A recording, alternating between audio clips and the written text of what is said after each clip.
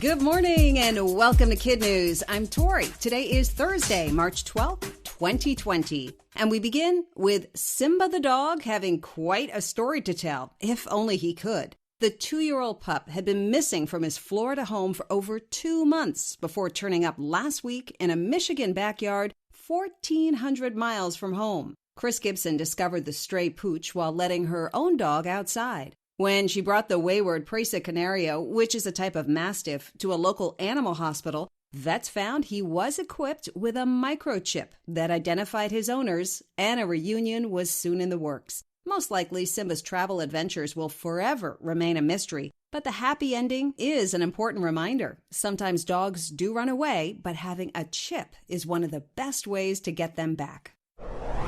There are several extraordinary announcements related to the coronavirus. In a bid to stop its global hopscotch, President Trump last night banned almost all travel by foreigners from Europe to the United States for the next 30 days. The only exception is the United Kingdom.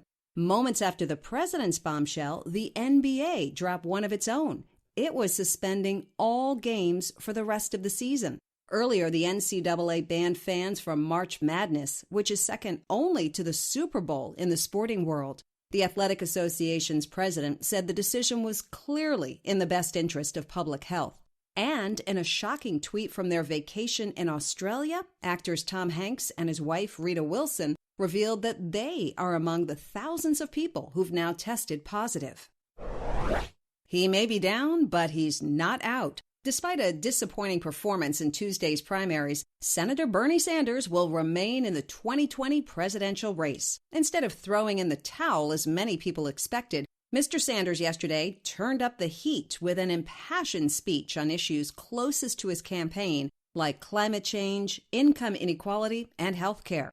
He even challenged his rival, Joe Biden, to come up with answers to those same problems. All of this sets the stage for Sunday as the two candidates square off in their first head-to-head debate in Phoenix. 2 days after that, all eyes will be on what could be a decisive day in the race as voters in Arizona, Florida, Illinois, and Ohio go to the polls.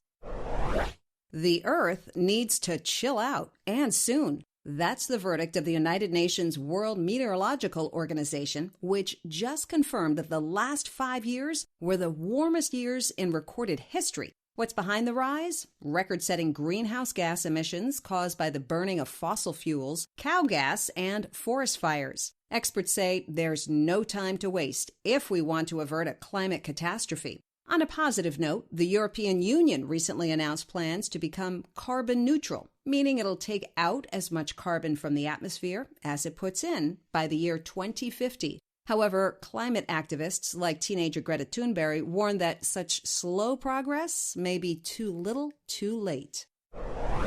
Could Vladimir Putin be president for life? That's what some Russians are wondering today after their government approved changes to its constitution. The new rules would reset presidential term limits, allowing more than the current limit of 2 consecutive 6-year terms. This would mean Mr. Putin, who's been in office since 2012, could run again in 2024. Critics of the change are calling it a political power play to keep the 67-year-old leader in office forever. A nationwide vote on the new law is scheduled for April 22nd. That's it for KidNuz. Now our KidNuz quiz. How far did Simba the dog wander from his Florida home?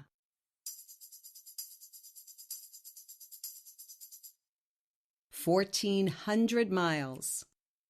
What major sports event just banned fans?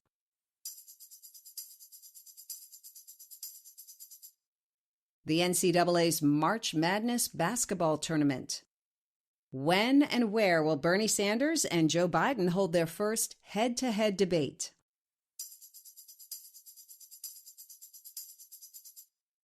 On Sunday in Arizona. The UN's meteorological organization just confirmed what?